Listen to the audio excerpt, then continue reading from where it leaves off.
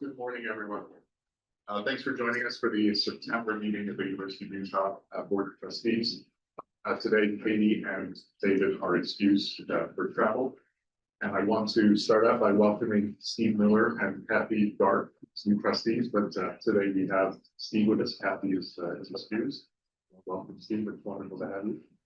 Maybe you could just tell us a little bit about yourself and maybe your passion for and connection to the university.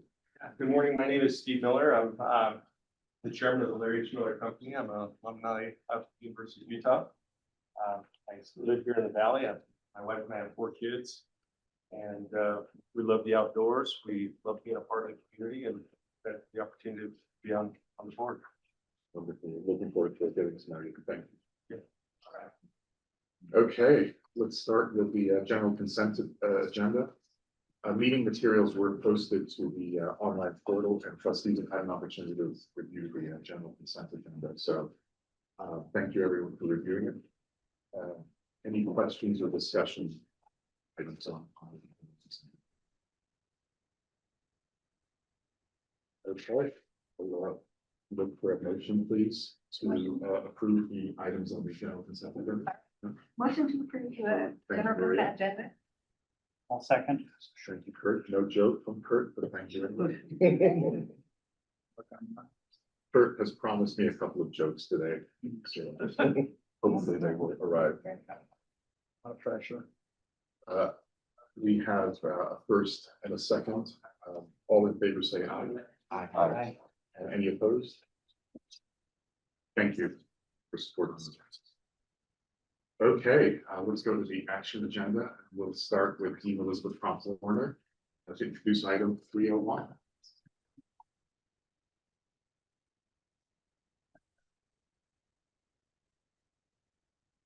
Put you up here, Dean.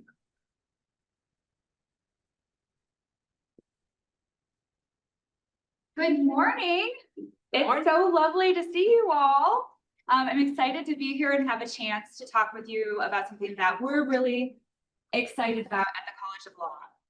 And that is building on the minor in legal studies that has already been approved and has gone into operation this fall. I'm very pleased to tell you we had hoped to launch that program with 25 students.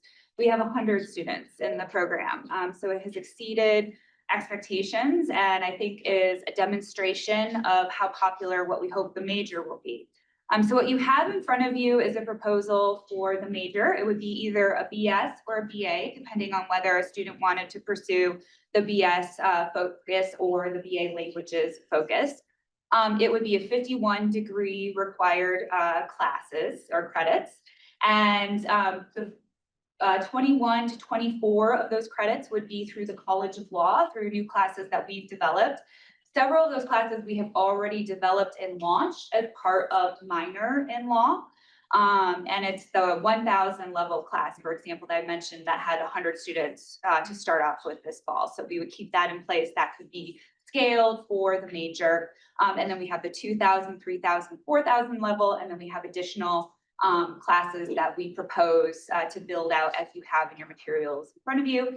The additional credits would be obtained, and something I'm really excited about is the cross-disciplinary nature of this degree. So this comes to you in partnership. Yes, the College of Law would be the degree granting college. However, we have very strong partnership with our other colleges here on campus. So for example, the College of Social and Behavioral Studies, College of Humanities, College of Business.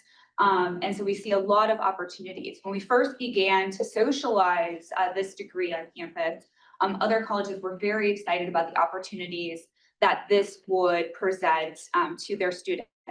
Not only are we excited about this because we think that there's going to be a lot of on-campus interest in it, but we really see this as giving us a unique opportunity for workforce development here in Utah. So I had the pleasure of meeting with Representative Garth Ballard the other day, and we talked about the significant need in legal services. And that's both JD required jobs and JD adjacent jobs. So for example, the state of Utah hires 10 judicial assistants every month to support the courts around the state, and they've had real problems in terms of supplying the pipeline. Those are not JD required jobs. those would be perfect jobs for students graduating with this bachelor's. And we also talked in that meeting, there were representatives of the courts, there were representatives of the Attorney General's office, there were representatives of indigent counsel here in the state. And they were all really interested in this idea of how we could look at a bachelor's, and then we could look at our master's and then our JD in a similar way that we look at the medical field, where maybe some of our legal services in the state could be met by graduates with a bachelor's.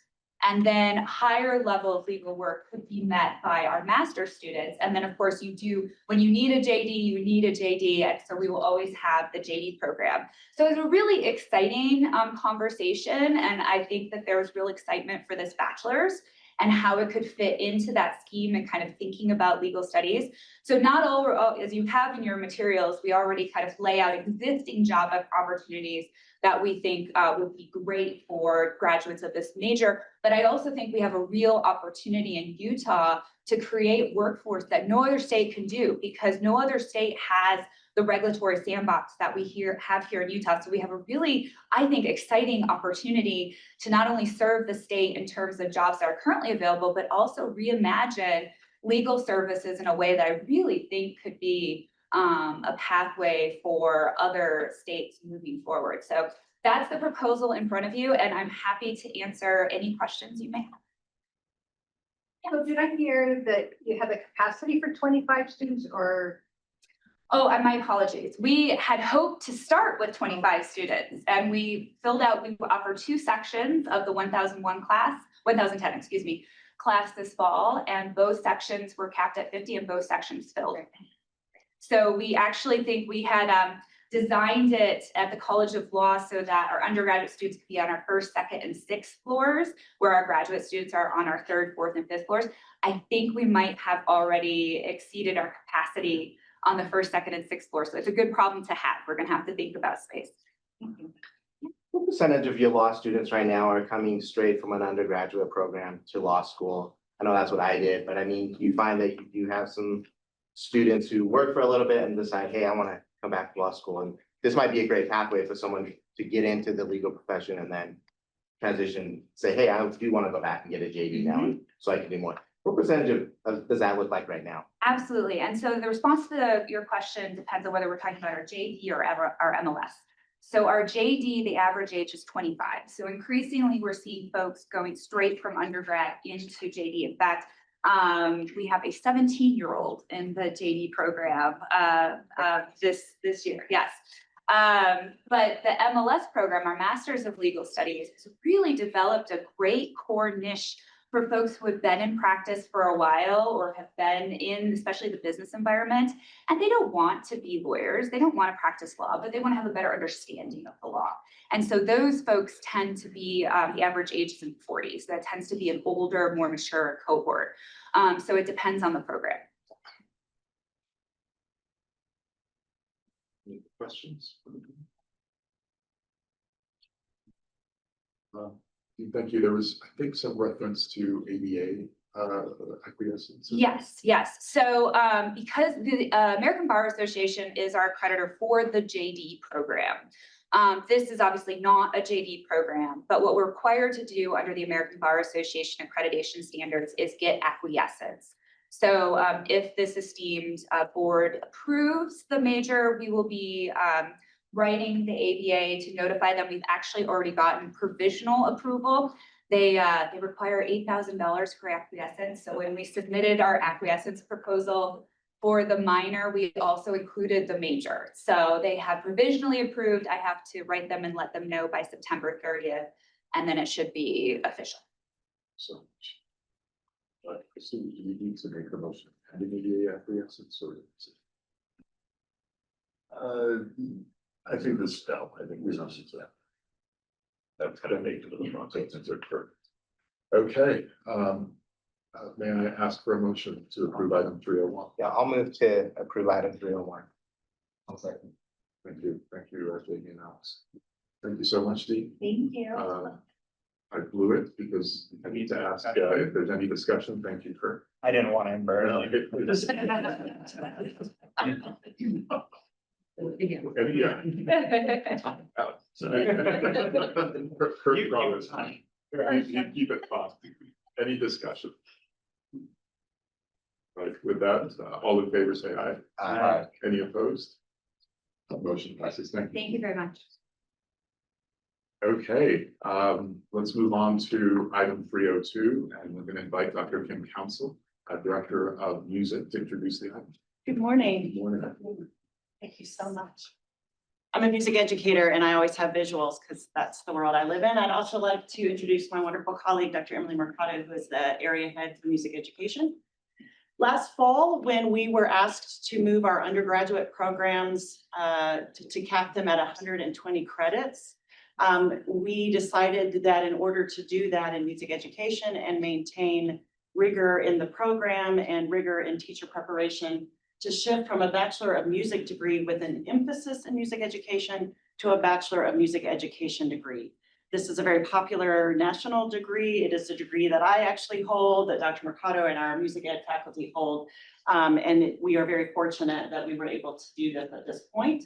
As you see here, the current structure on this side was 133 to 136 credits. So this degree goes to 120 and fulfills that mandate of hours total. The first degree, the current degree that we had a lot of 0 credit kind of hidden curriculum pieces for our students.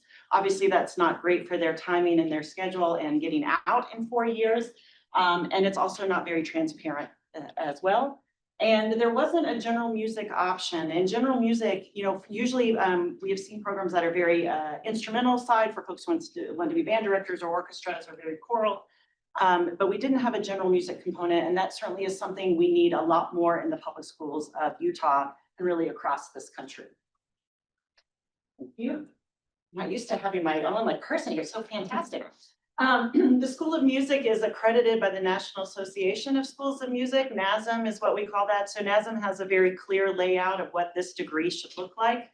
So it's a very nice pattern, excuse me, of competencies and standards.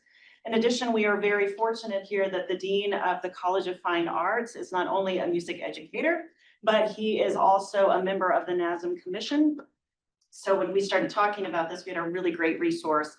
And I went to Dean Shive and I was like, I need you to take the Dean hat off and be just Dr. Shive, the music educator and the NASM accreditor, talk me through this. And he did a fantastic job of helping us navigate that. In addition, of course, we are also responsible to the Utah State Board of Education, which also has competencies as well. So we had a very nice framework and guidelines for things to meet here. Excuse me. And then the thing that I think is the most cool about this program is that now we have specialized tracks for our students. So our students get a wide breadth and depth of what they need to be effective educators. I have spent the vast majority of my professional career as a teacher trainer. I don't have a crystal ball to tell students where they're going to go. And many students come in thinking, I want to go be my high school choral director or my high school band director because it was such a great opportunity. I can't guarantee that. And what this does is it really gives a chance for our students to have not only breadth across the 3 disciplines of public education and music, but also depth in those areas as well. We think this is a much more workforce ready degree. We think this is going to be a strong recruitment tool. We also think it's going to be helpful for our graduation rate because our students are going to come in as a cohort. And so instead of being kind of distributed across the School of Music and then they come together in the latter half of their degree in this music education, they'll start together. Thank you, Dr. Council. Questions? I love this. I think this is great. One thing I often hear from students when there's a change in structure between degrees, those who are currently enrolled now, does this set them back at all? For No. those? Okay. So Yeah, do you want to speak about that just a little bit? Yeah. She's been doing so much of our mentoring. I wanted Okay. to give her credit for that. Yeah, we wrote a transition plan and our CFA advisors all understand that and the whole music ed faculty understands that. And it's actually, we started some of the new coursework that was approved, even though it's not a new degree, in order to reduce credits and make that transition easier. Great question. Fantastic question. Any other comments? Anything you guys have had? Great work. Thank you. Thanks to my colleagues. Thank you very much. With that, I'll look for a motion to approve item 302. So moved. Thank you. Thanks, Alex. I didn't mean to, It's about.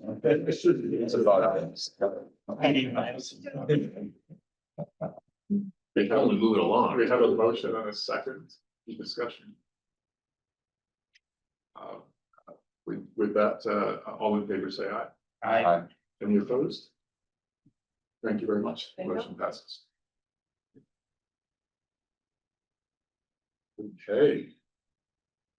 We are 303. I'll invite Ms. Heidi Woodbury, our VP of Institutional Advancement, to present items 303 and 304, and we will be voting on these items separately. Hey, good morning, everyone. I'm here with great news, some really generous gifts to the institution. So to start, in recognition of a $5 million gift from the Dr. Ezekiel R. and Edna Wattis Dubkey Foundation, we would like to recommend naming the Interprofessional Experiential Learning Center in the Spencer Fox Ethel School of Medicine in their honor. Questions on this? I'll look for a motion then to approve item 303, naming the Dr. Ezekiel R. and Edna Wattis Dubkey Interprofessional Experiential Learning Center in the Spencer Fox Ethel School of Medicine.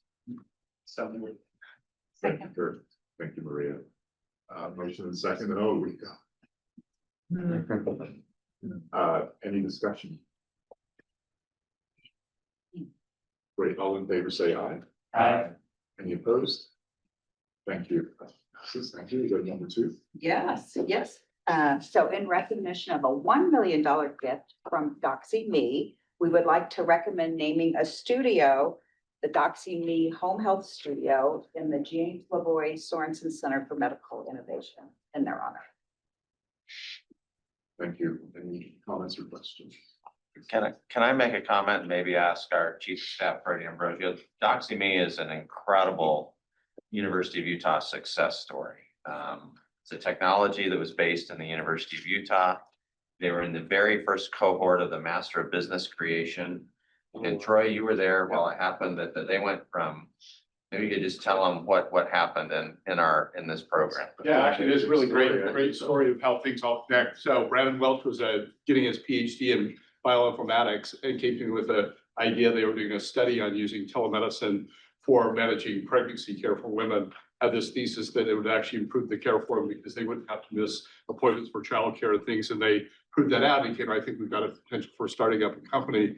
He needed some help. So I connected him with an undergraduate student in entrepreneurship at the business school. They put together a business plan. We took it to our business plan, statewide business plan competition. They won second place in it. And that was their founding capital to start the company. They grew the company and kind of stalled, got it to about 80,000 users. Most of those were free and only a few paid customers. So they came into the Masters of Business Creation program. We helped them retool the company. We actually helped them buy out 2 of their co-founders of the company and get their infrastructure ready to grow. And we're switching customers from free to paid when the pandemic hit. And this is a true story. So the weekend of the first weekend of the lockdown, they called me up and said, we have 8,000 users. I said, well, I know you have 8,000 users. No, we have 8,000 new users. They called me on Saturday and said, we have 30,000 new users. And they called me on Sunday and said they had 50,000 new users. They just blew up during the pandemic and added new users. The VA put them on to do their telemedicine. So right now, last count I heard, they do about 30% of all the telemedicine minutes in the US are on their platform out of DoxyMe. They've raised no outside capital. They're a multi-$100 million business, fully owned by students from the University of Utah. And now they've given this as a second gift. They gave $500,000 to the entrepreneurship program and now this. So this is an amazing student story. Amazing. They come back. They're very generous with their time. They mentor other students.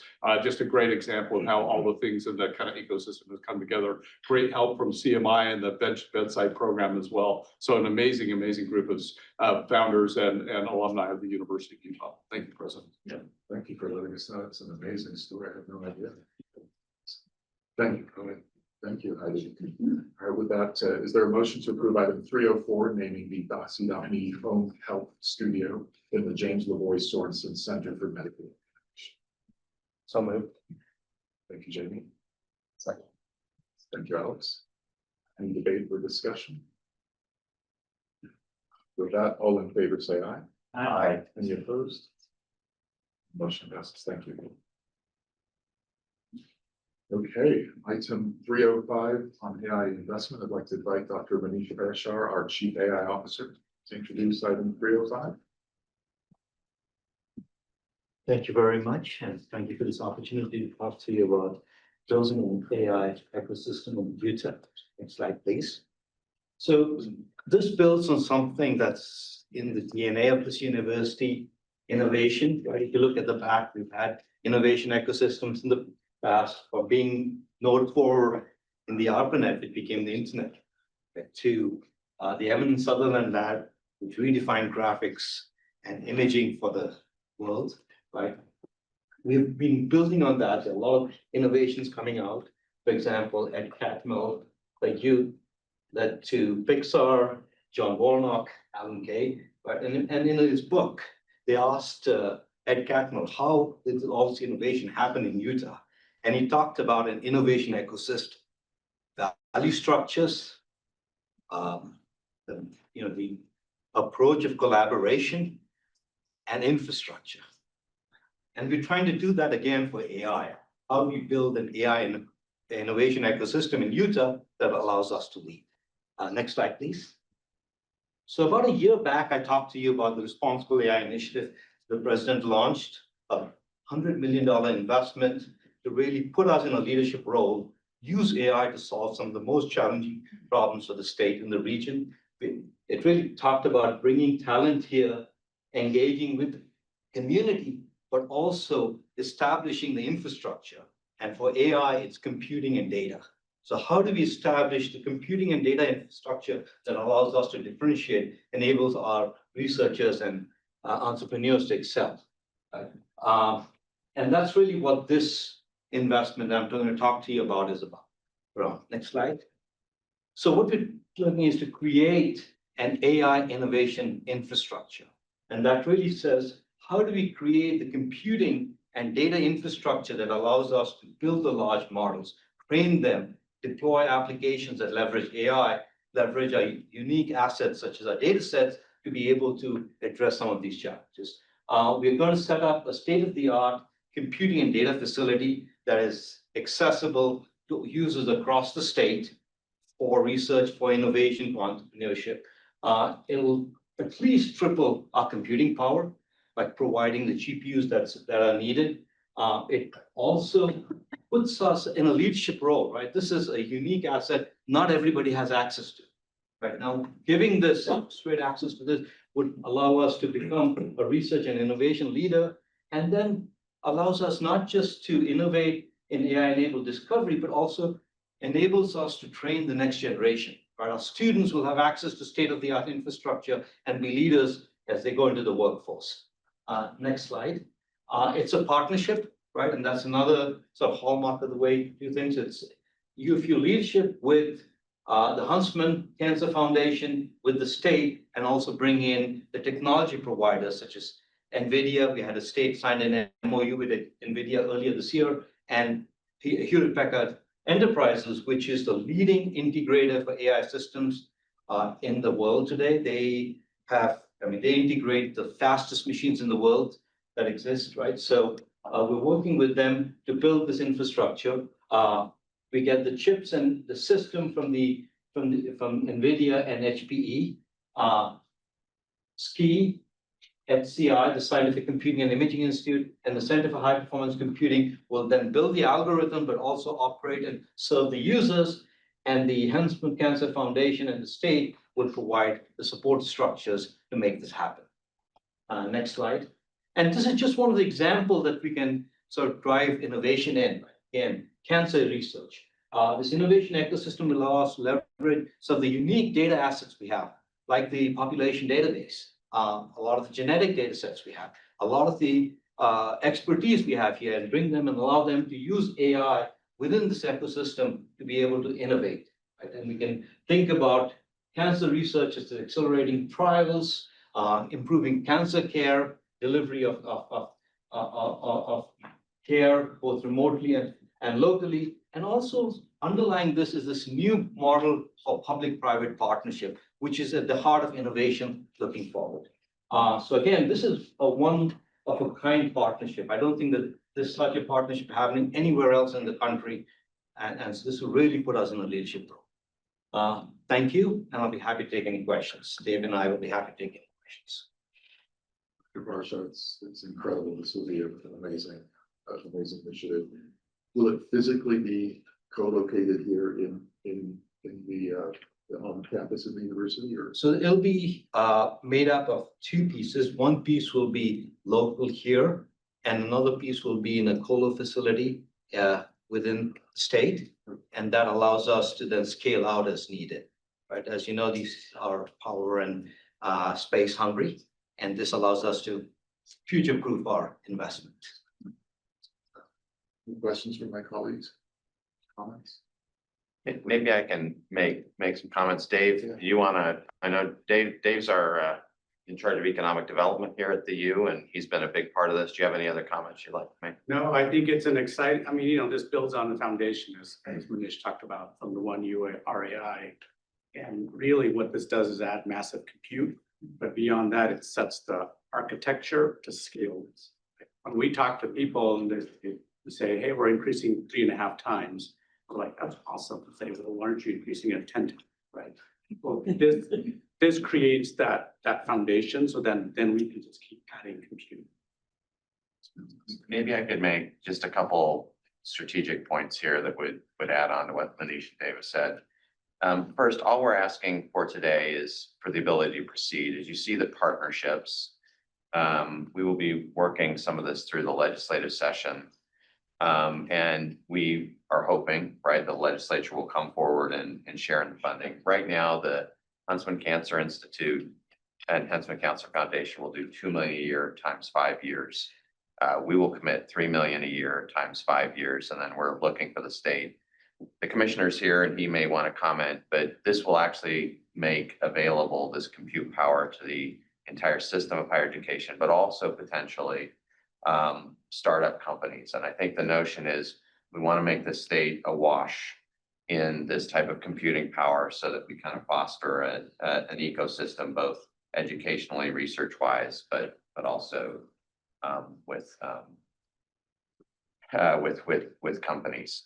And let me just maybe put a fine point with a simple story that I've oversimplified and perhaps exaggerated a few times, but why let truth get in the way of a good story? But it gives you a good sense. We recently, some of our researchers here used the Utah population database, which is really not a single database. It's 7 databases. It's very complex. And one of the things we would want to do here is make it more AI ready. Let me describe a study. So if you look at Alzheimer's, if you have 2 copies of a gene, it means your family loses the genetic lottery, and you've got a very high probability of getting Alzheimer's. We used medical records and church genealogical records that have been combined to find a family that lost the genetic lottery in Cache Valley, Utah. Well, the researchers pulled these individuals together.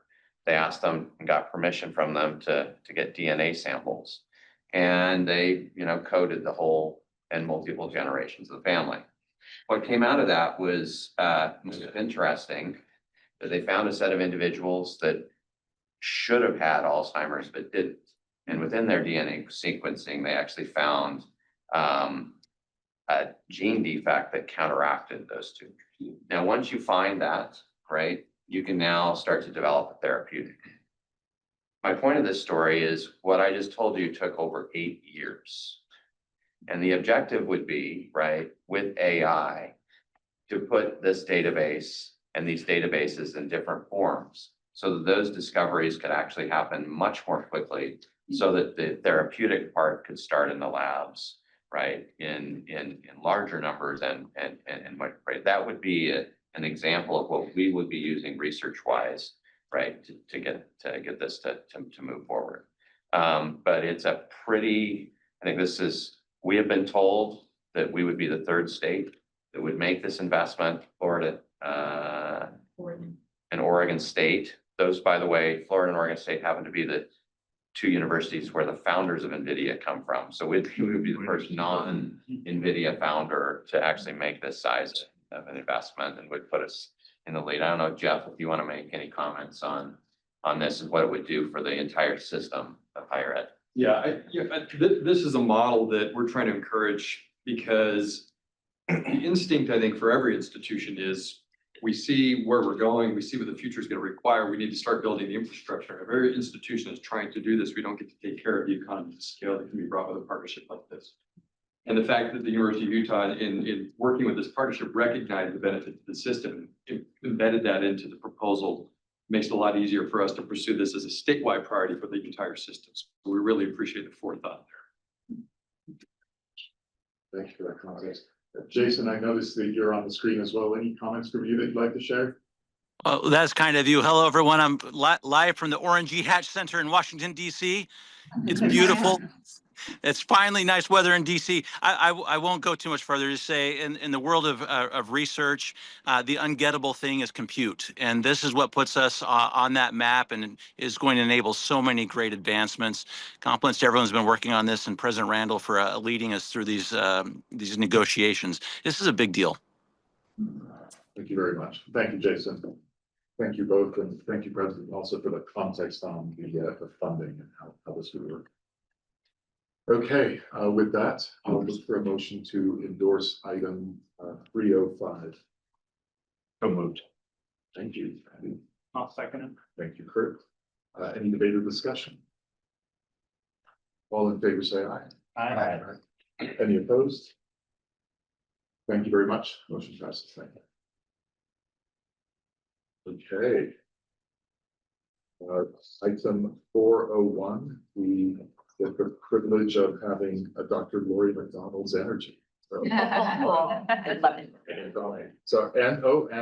Dr. Andrea Thomas as well. It's double energy. It's double energy today.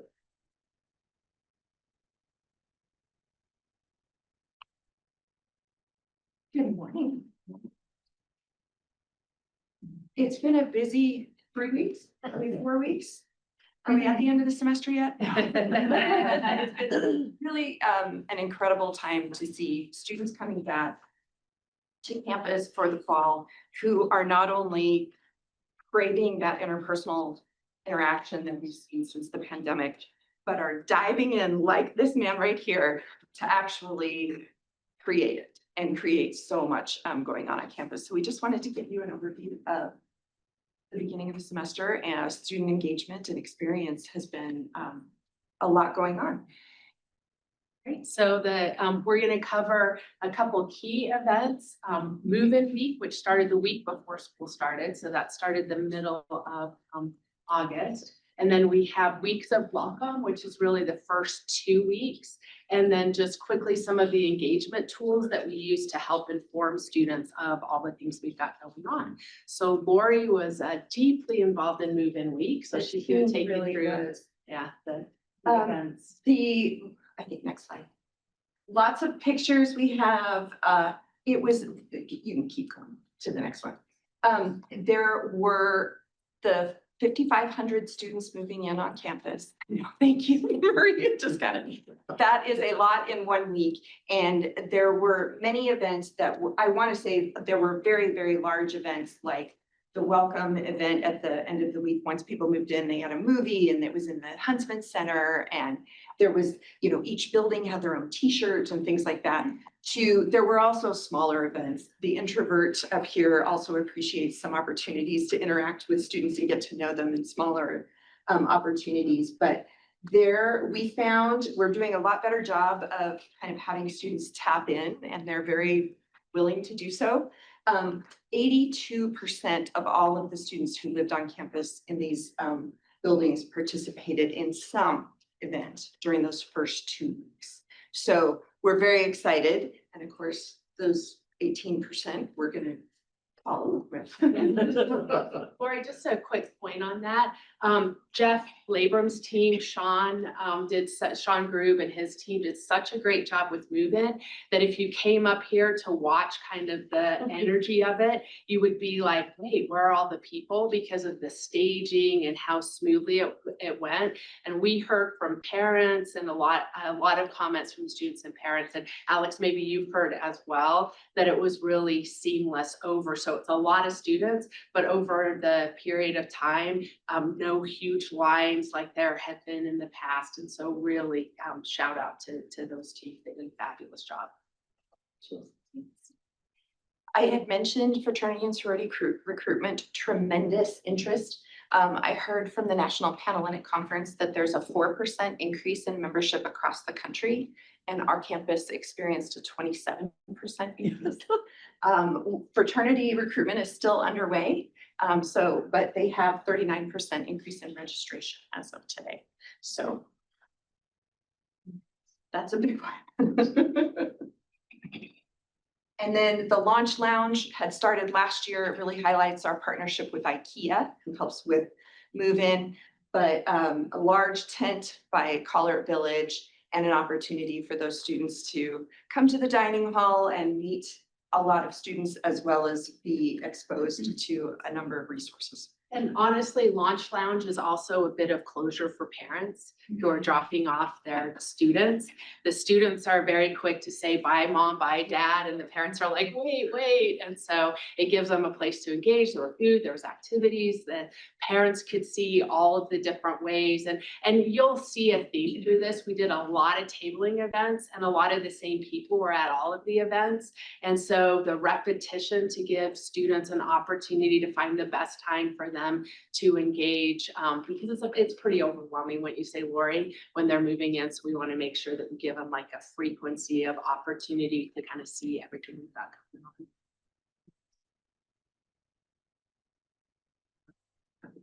on. The involvement fair was our student clubs and organizations. We have right now, we surpassed 650. We have 653 student clubs and organizations registered as active, and that is an active process. So they're not just ones that are left on the books.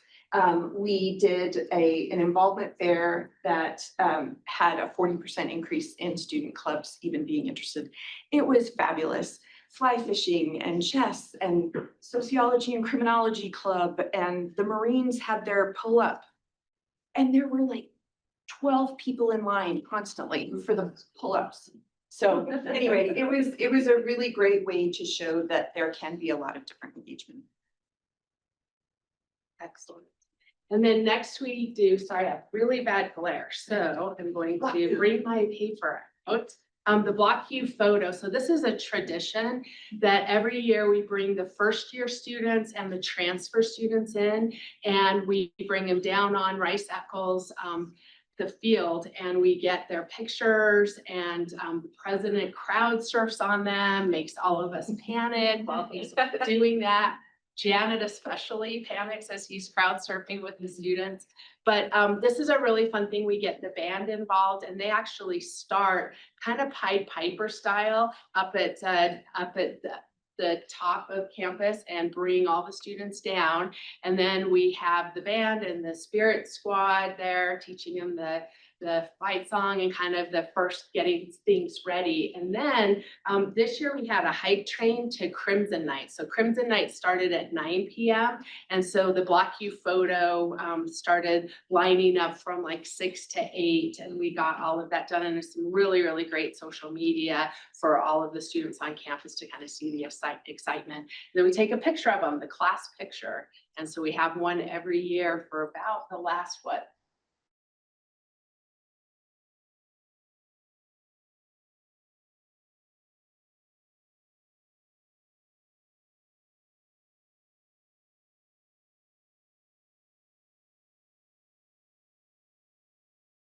I think just that, and hopefully you saw it on social media as it kind of kicks off the final week. And then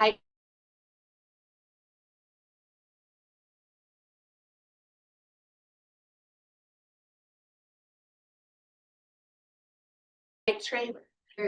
But nearly 5,800 students. That's a late night party from 9 p.m.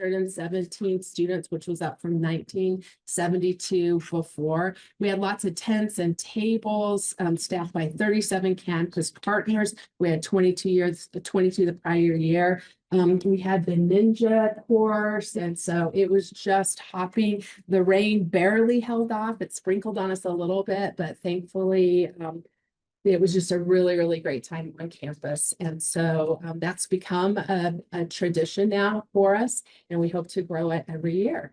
So, so that ended the kind of the second week. That was the marquee event in the second week.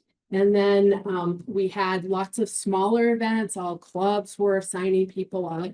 And we were really excited. Not only did the provost team do a fabulous job getting us a large class, but we also got additional engagement from continuing students as well. And so, and I don't think I'm exaggerating to say almost everybody across campus touches these events and weeks of welcome. So just huge shout out to all the collaboration that happens across campus.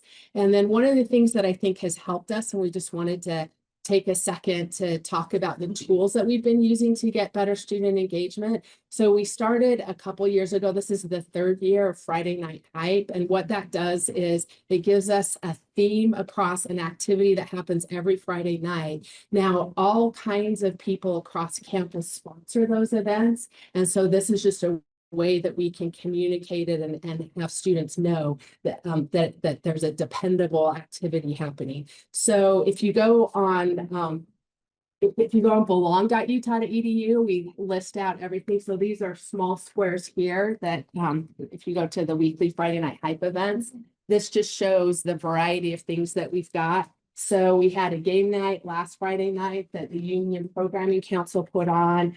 We have a backyard barbecue up at the Peterson Heritage House.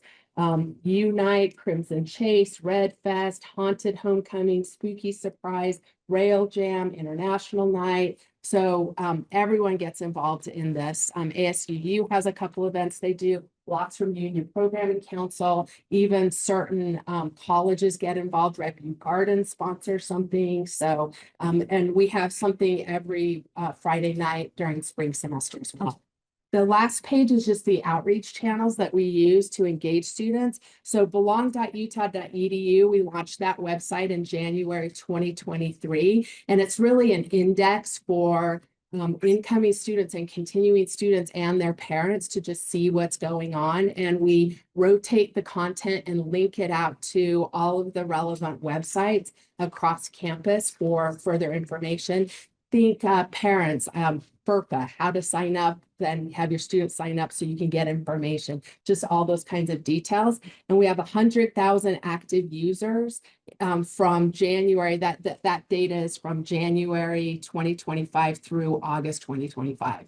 So, and it links to all the partner websites. We have the Loop newsletter, which is something that during orientation we table so students and parents can sign up for that. We have 11,000 subscribers. 60% of those are parents, and it goes out regularly. It has a 72% open rate, which is versus a 20% open rate, which is the industry average. So people sign up because they want that information, and it's double the industry average on click-through rates. So that goes out in an email.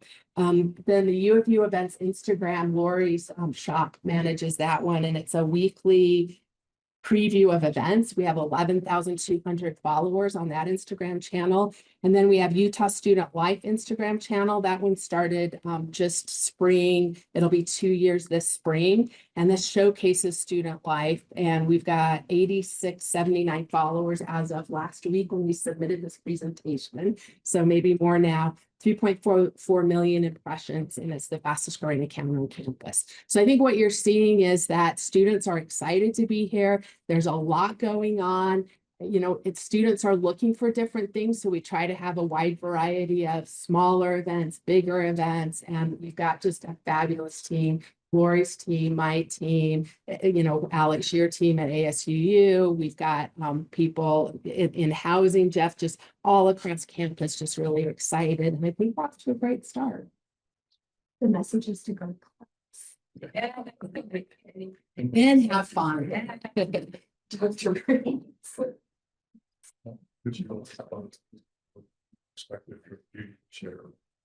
Students. Yeah, no, totally. I agree. As somebody who's been here for a few years, that you see the excitement, the engagement.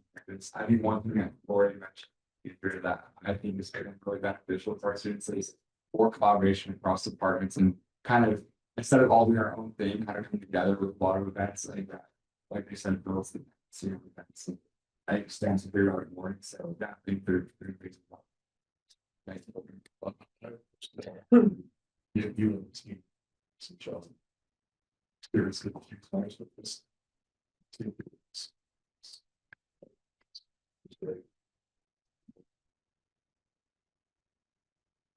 Yeah, Jeff, your team did that.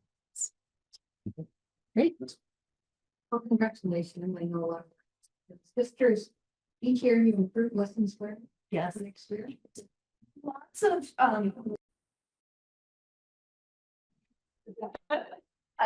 Certainly, we're always trying to keep up with the channels that students want to hear things on, whether it's social media or texting and those types of outreach.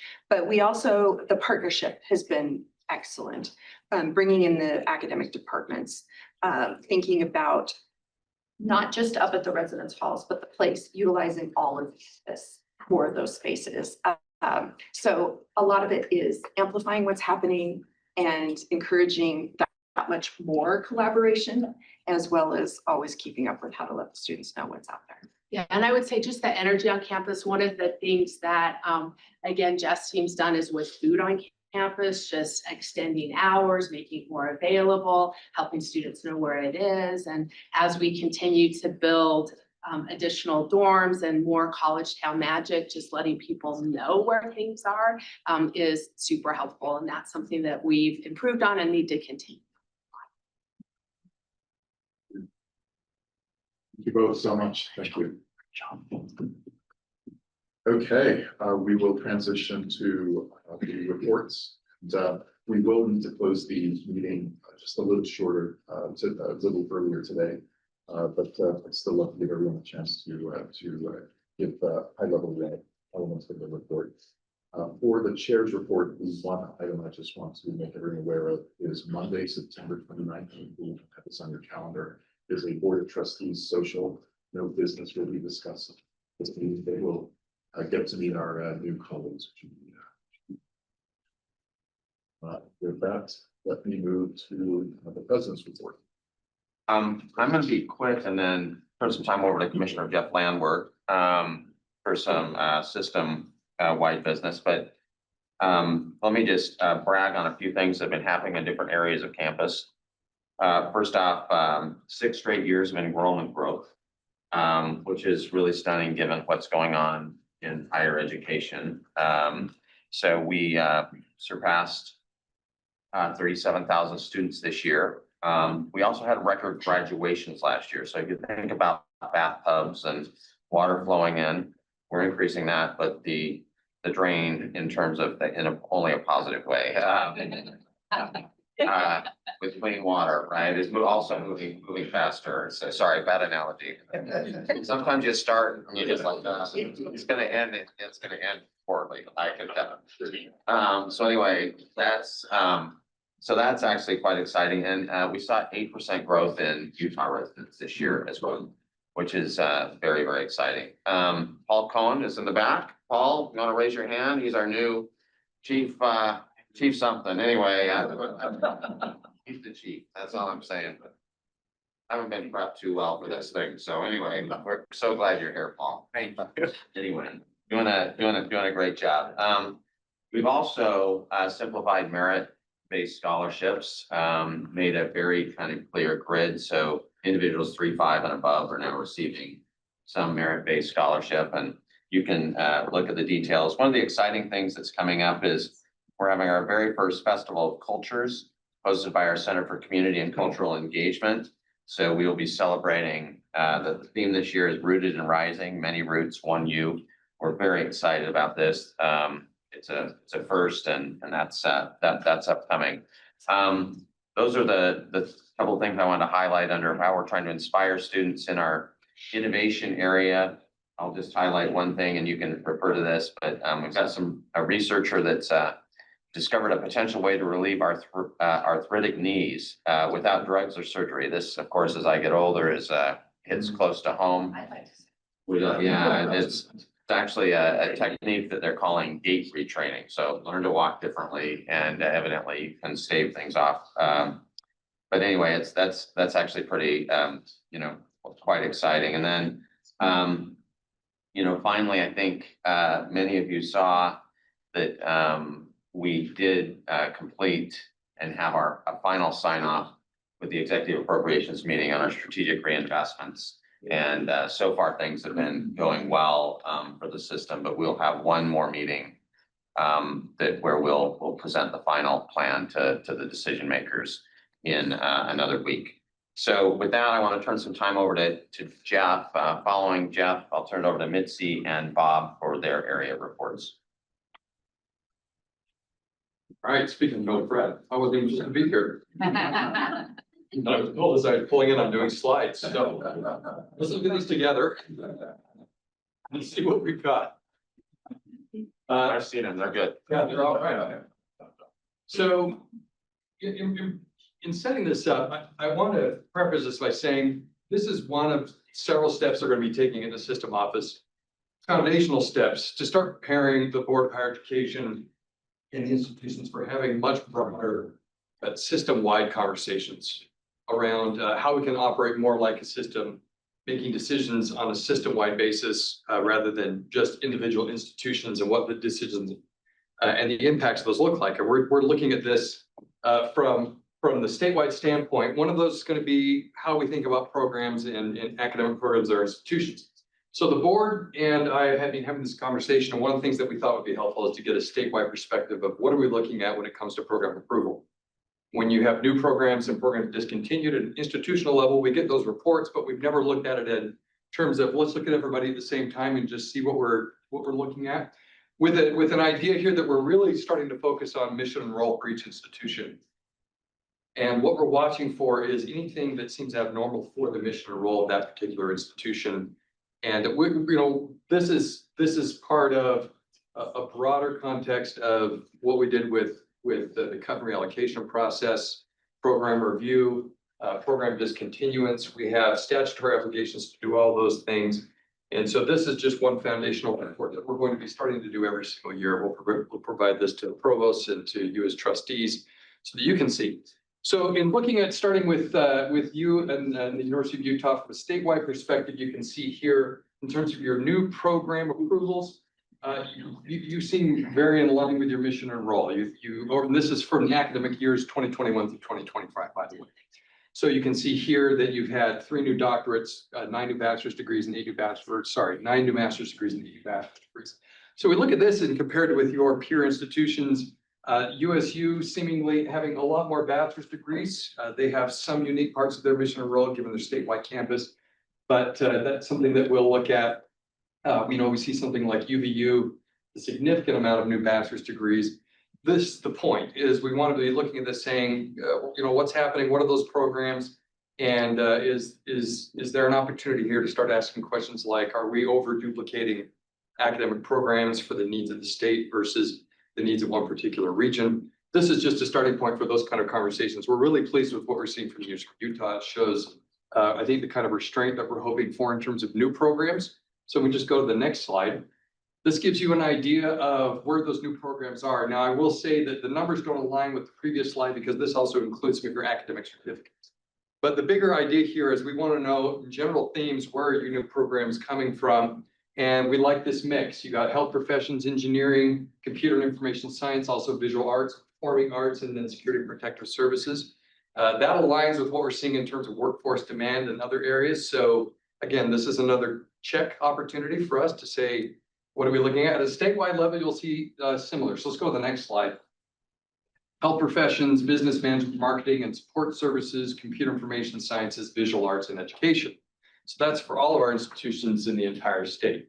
Again, we like the distinction. We like seeing the University of Utah being high in health professions and also engineering and computer science. That's what we want to see from our research institutions. So again, this is a very helpful thing for us to look at. Let's go to the next slide. So we're also looking at discontinuances. And so this gives us a little more sightlines into, what do the discontinuances look like for each institution. So you're pretty steady. You're looking at 1 or 2 programs per year that you're discontinuing. And we go to the next slide. This is something that we're going to look at. Oh, yeah. Go back to that slide. Sure. This includes 2025. This does not include the cut and reallocation process that we just went through. So I know that there is a significant amount of programs that will be impacted by that.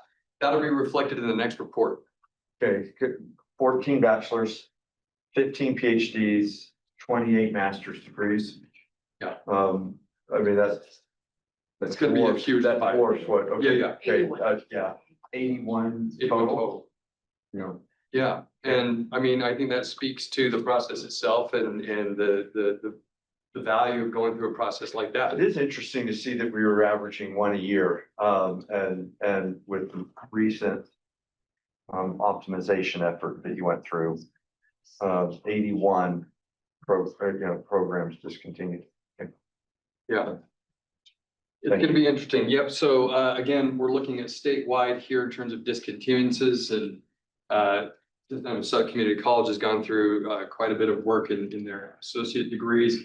Interestingly, we see a lot more associate degrees being canceled at UVU, 9 bachelor's degrees at UVU and nothing else. So, it opens up opportunities for some interesting conversations from a statewide perspective. Let's go to the next one. This just gives you an idea in terms of your discontinuances versus your new programs. We like to see these lines coming closer together. So you're headed in the right direction, and then you're going to see a huge spike here with your discontinuances. So, that'll throw everything off. Let's go to the next slide. This is statewide. We, again, like this trend, we see fewer new programs coming in, higher discontinuances. The idea here is not to decrease the number of programs for decreasing the number's sake. We just want to make sure that in terms of new programs that are being approved at institutions, that they're high value programs, that they're meeting needs of the state, strategic and otherwise. And so that typically follows this kind of pattern. Again, this just opens up opportunities for conversations. They're not determined by themselves in terms of decision making. So that's all the slides that we had. I just wanted to give you a preview of reports that we're going to be running. We're going to be having more conversations around academic program approvals and academic planning in terms of what are the institutions planning for the next year or so, and what does that look like at a statewide level. That gives us another sight line into what's happening. We're going to be having bigger discussions with you as trustees and with the presidents about how do we look at the structure of the system itself to optimize these kind of conversations around who should be offering what programs to what students. And if a system's operating the way it should, it would not look the same for each institution. And that's the direction that we want to go. We think structurally, in terms of how the system is organized, there's some changes that we can make that will help us maintain those kind of missions and roles and make them even more effective. We'll be working with you as trustees about what that looks like. But in other words, a research university should not look like a community college or a regional university. And we want to start emphasizing those differences in missions and rethinking how we're incentivizing and deploying our resources to those missions and roles. This is just one aspect of that. Happy to answer any questions, but that's all I really had today for you. You did a great job for the team. Yeah, I was on that. I'll echo the same. Great presentation, Jeff. To what degree will the system, you talk about it philosophically, but typically the system's had a very light touch. We come from a place of bias, obviously, but with the University of Utah, you have the only AAU institution for an 8-state region.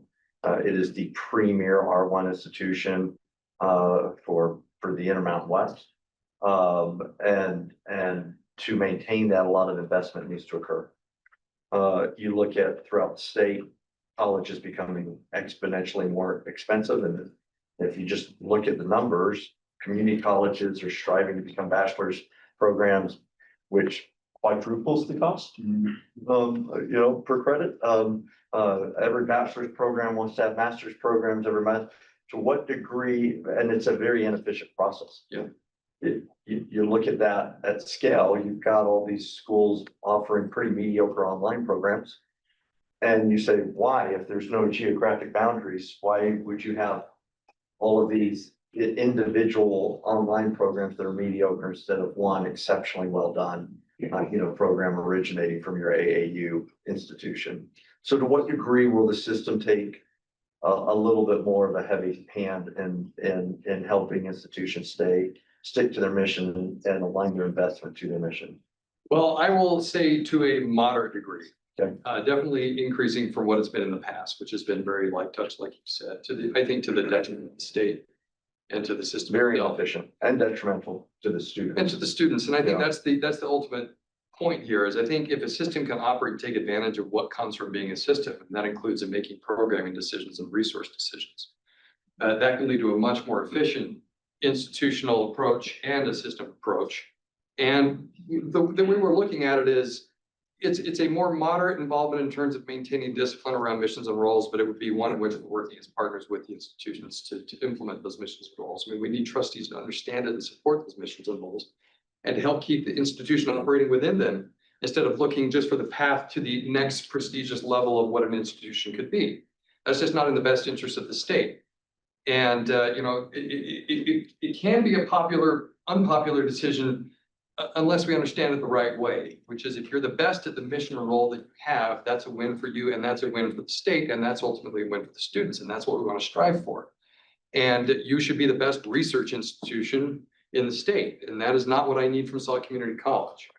And so, we're going to be, I think, much more involved. That doesn't mean that we're going to be involved in your program approval decisions where we don't have the authority. I mean, that's authority rests with you as trustees.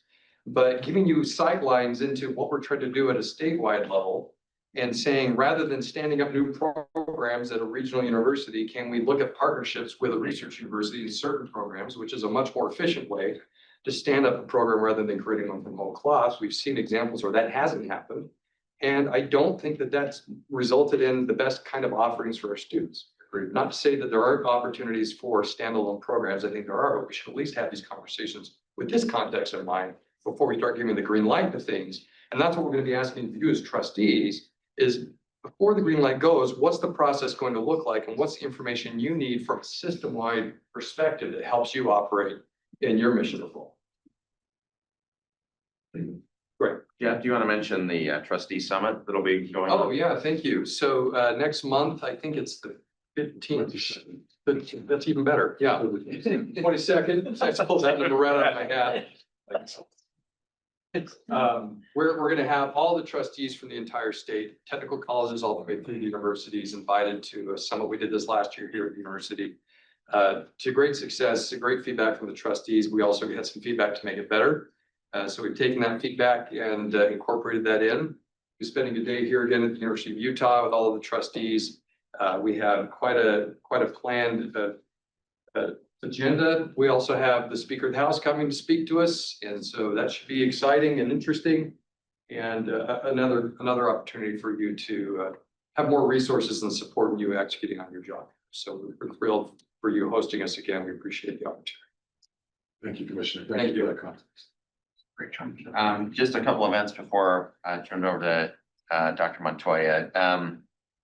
While the university did not open new housing this year, Ivory University House, which is a partnership with us across the street, opened buildings 3 and 4, and I believe they're up around 600 beds now, which is exciting. Next year we'll have another 1,200 plus 1,400. My gosh, I'm glad I said 1,200 plus 1,400 beds coming online.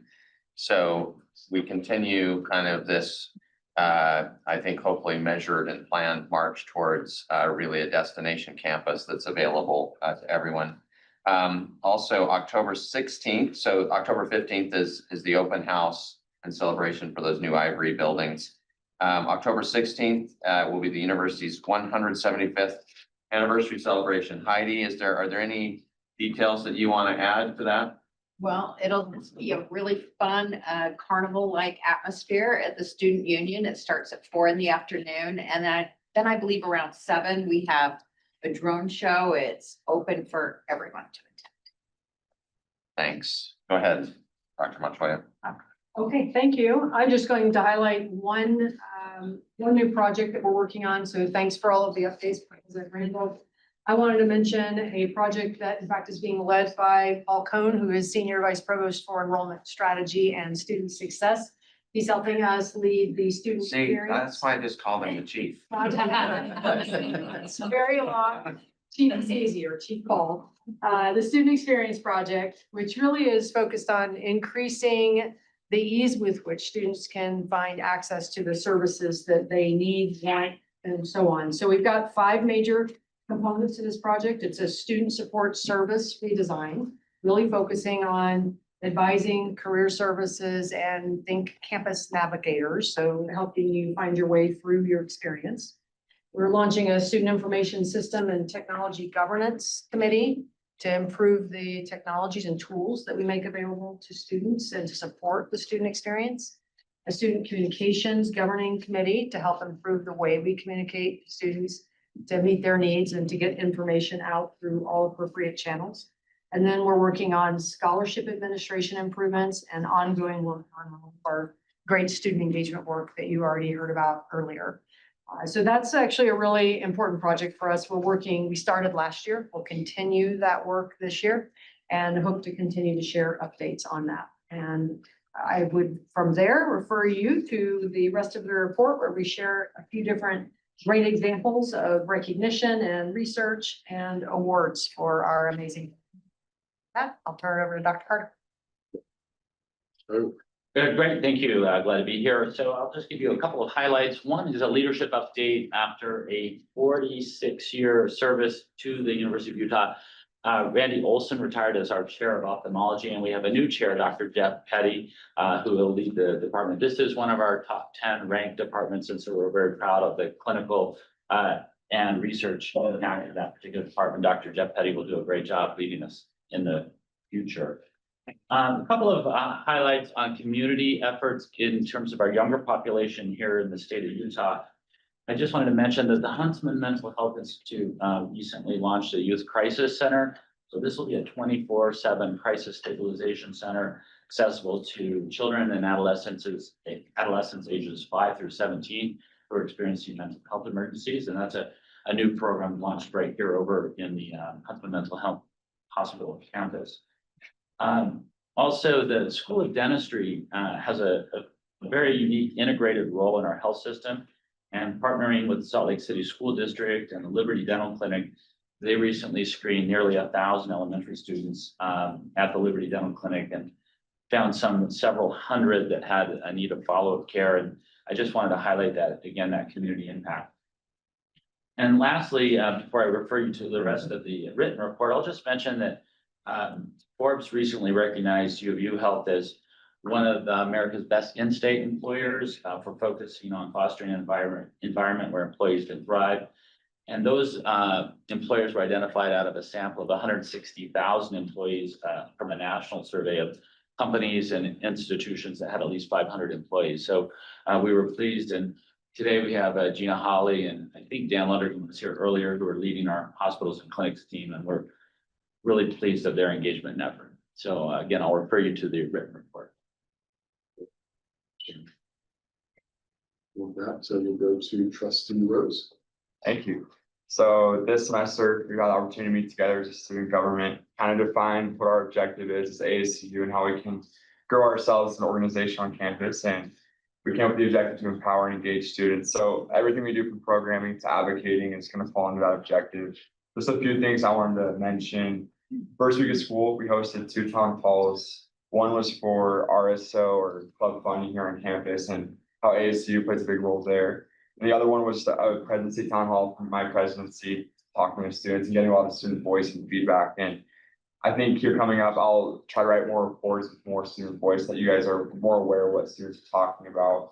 One of the events we have coming up here in a few weeks is the National Voter Registration Day event, just to engage our civic engagement, advocating for students as well there. And we have homecoming in October. We're playing a big role there with Bread Fest and Battle of the Bands. That'll be really exciting. Coming up, all of you are definitely aware of the new course schedule policy change, and that's concerned about our student body. The provost office has been super helpful collaborating with us, and we'll be hosting a town hall later this month where students have the opportunity to express their concerns, hear from them, and hopefully be able to understand better what this policy actually means. And if you have more questions about that, you can contact me privately. But yeah, so definitely some plans being made there with the administration. And then ultimately, on these reports, I'm going to include a student voice segment where we'll have pieces of legislation that our students are writing up, other channels that we're hearing student voice. That way, once again, you guys are better informed of what students are talking about and how we can amplify their voice. Thanks. Okay, with that, we'll go to Dr. Richard Price. Yeah, second. Thank you, Trustee Salam. Good morning, trustees. Thanks for having me. In my written report, which you'll have seen on board docs, I reviewed the activities of the Senate at its first meeting of the 2025-26 academic year, including the discontinuation of 2 minors, the approval of a new certificate in health and medical writing, so that's -2 plus 1. Yeah, that's excellent. Yes. The approval of a new center dedicated to improving mental health statewide through partnerships in K-12 schools. And as always, generous report from administration, which we offered feedback on the forthcoming balanced scheduling initiative, helped the Department of Public Safety refine its guidelines on HB 128, and adopted a resolution to collaborate with them on the development of a safety mechanism that would allow faculty, students, and staff to call UUPD silently for permit inspections in the event of an open carry firearm on campus, hopefully thereby reducing confrontation and escalation. Though it may not sound as exciting, the Senate action with the most far-reaching implications was its passage of a new minor in business AI, the first program at the U based in generative artificial intelligence, and the first of many to come. As we celebrate today our partnership with NVIDIA and HP, I wanted to briefly spotlight that business AI program and the process it underwent as a way of shifting our attention from research to teaching. And this is going to echo some of the themes from Jeff's presentation. The proposal came to us already very thorough, but being the first of its kind, it imposed some problems and pressures that allow it to serve as a test case of what we can learn. What does pedagogy look like in a field that didn't exist 3 years ago and that is going to be utterly transformed 3 years from now? Who's qualified to assess it? At the Senate's behest, they obtained a letter of support from the Responsible AI Initiative, but Responsible AI faces more externally than internally, advising Utah's current business leaders rather than necessarily the faculty training them. Like most other teaching on campus, the integration of AI teaching into curricula has been more or less left to develop on a unit by unit basis along discipline-specific lines, which to some extent is as it should be, because AI is a computational creative tool and its applications will vary substantially from discipline to discipline, from department to department. This decentralized approach has the virtue of growing many programs quickly. But we also want to remain one university. Graduates are prepared not just for the workforce, but to be good citizens. So a totally decentralized model may not be ideal. No matter their field, we want our students to understand how AI works under the hood, not just how to operate them so that they're not mastered by their own tools. We also want students to understand the social and environmental costs of AI, so it doesn't become another resource that we abuse. To their credit, the proposers of the business AI minor agreed to incorporate a stronger focus on ethics in 2 courses, and they're also exploring the addition of a dedicated AI ethics course. But the question for us is, why have business developed this course when we already have ethicists in the philosophy department teaching it?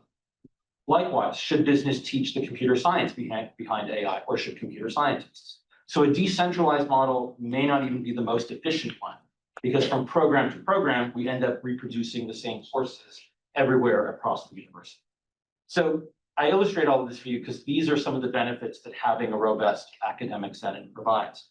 While respecting disciplinary boundaries, we can cross them to think as one university. And by taking slightly longer to deliberate, we end up with a better product. In this case, an efficient, scalable platform for AI teaching delivery in higher education. What form should that take? Do we envision a common core of courses like in CS, philosophy, engineering, art that all AI programs share? Or should an AI course be part of general education? These are the questions that we're mapping out right now in real time, and when time is of the essence. So I invite university leadership to join us in these conversations this year, and I welcome the board as well. Thanks. Yes. Go ahead, Bill, please. Those are the right questions for you to be asking. Thank you. I appreciate the rigor.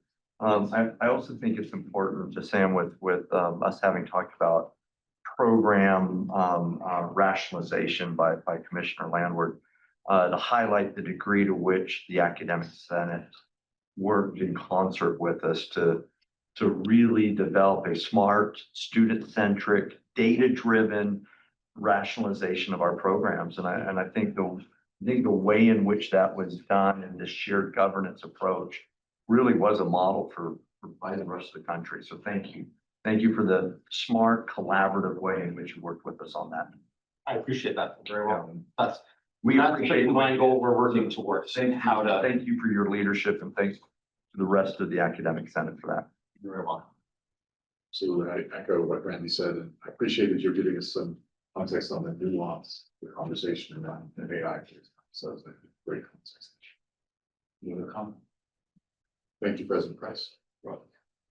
All right, with that, we'll go to Ms. Ali Mensdor on behalf of Staff Council. Sorry, Ali, you have to use your crutches. Hello, Board of Trustees. Thank you for having Staff Council here today. I might have a little bit of a presentation just about what we have been up to. Next, please. So our goals for Staff Council, we are moving back to our original founding back in 1998. Staff Council was mandated by USHE to have a platform to advocate for staff. So some of our goals this year, we want to collaborate more with our campus partners and our community at large. A large part of that is by engaging our student staff as well, and letting them know that Staff Council is here for all staff. We're also really trying to connect more with our upper medical campus. So a lot of feedback that we hear from staff is that they feel that there are not events or things for them if they're working virtually or if they are in the medical field where they cannot simply leave to go to events. So really working with our council on how we can advocate for them to give them that support and build that welcoming environment for everyone, but also have platforms for them to advocate for themselves and be able to let us know if there are concerns, if there are worries that we can support them with. We also have a goal to increase our staff perks and events. We created an MOU with our Auxiliary Business Development Office and have been working with Cody Carbone and Jake Sorensen to really build connections for staff and find a way to get them really ingrained in the community. So there's such a great community here in Salt Lake City, but in Utah at large, and lots of opportunities. Next slide, please. We wanted to say thank you to Andrea Thomas for the giveaway. The Bees tickets went very quickly. We had a line out my office door for staff to come and pick up Bees tickets. And I know Olivia had the same up on Upper Campus. So thank you for that. We had a Staff Council orientation last week. So we were able to welcome our new members as well as connect with our current members. That went really well. A lot of our ex officios also came. The point of that was to, one, go back to our roots, really talk about the founding of Staff Council in 1998, and how can we be those advocates, the voice for staff now. We also are reestablishing our Staff Council book club as mandated by our bylaws. But what we are doing is really using our community resources. We're not here to reinvent the wheel. And there are a lot of book clubs on campus. So we have partnered with UN in order to help support their book club, and we will be their financial backer for that book club. And we will also be supporting with bringing staff there, as well as organizing things like catering. And then we also are hosting the EAD, or Employee Appreciation Day Swag Swap. So this is very exciting. It's our first one. We got this idea from UHESA, so Marine Interest is bringing this to the University of Utah. It has had a lot of interest. So this is a way for our offices to be sustainable. If there are items of swag that you have in your office that you would like to bring to the swag swap, please let me know. We are still taking items, but it's a way to give those out to employees, to staff, and faculty of the University of Utah, so that they can pick up some really fun items and you're not storing them in the basement of your building and forget about them. Yes. And so yes, please feel free to reach out if you have questions or concerns. We are here to advocate for you and would love to collaborate with more partners. Thank you. Okay. With that, we go to trustee Jones. Alumni Association. Thank you. U Alumni is continue to be very engaged in reconnecting with our alumni throughout the country. We just completed our annual night with the Rockies. Charlie Wampour was there, the owner, and we had a great event there. The tailgate at the Rose Bowl for the UCLA game sold out, and we're excited about that. And U Alumni will be at the West Virginia and BYU games coming up to host our alumni. We're really excited for homecoming. The 5K race has new branding, this Swoop Sprint. And in addition to just the race this year, there will be a block party, and that event is intended to try to encourage more families and more generations of U alumni to come and gather together. And so whoever you pray to, pray it's not a morning game down south, and we're looking forward to that event. There's also the Must was sold out for another year in a row, and is going amazing. We'll highlight just again the 175th anniversary party that's coming up on October 16th. And please invite any alumni you know, any of your neighbors and friends. That's a community event, and I look forward to having many people there. Finally, I will mention that we are in the process of continuing to gather nominations for honorary degrees. As a reminder, honorary degree recipients are those who have had unusual distinction and service to this university, but also in their respective fields. So fields such as research, scholarship, education, the arts, humanities, etc. So if you think there's someone you know who would meet the criteria for an honorary degree, those nominations are open until September 30th. And so you can find that the ability to do that online. So that's all I have. Thank you, Sam. Thank you so much. Any additional information or items you'd like to bring in? Okay, at this point, consistent with Utah's Open and Public Meetings Act, I'll be asking for a motion to close this meeting to discuss matters appropriate for executive session. We'll be closing the meeting in order to discuss topics pertaining to either the purchase, exchange, or lease of real property. Or number two, the character and competence of physical and mental health. The closed portion of the meeting will take place.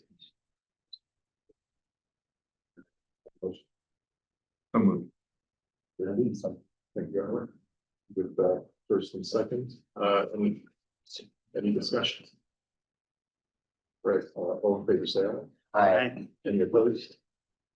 With that, we'll close the meeting. Thank you, everyone. Just a couple of housekeeping items. Especially this will be the end of the public meeting. There's no additional business. And Elisa Purser on our team can also facilitate any information about trustees that you might need. And with that, I think the president of the senior leadership team has been asked to join in the conference of the trustees. And then the trustee Shumley will just provide it for the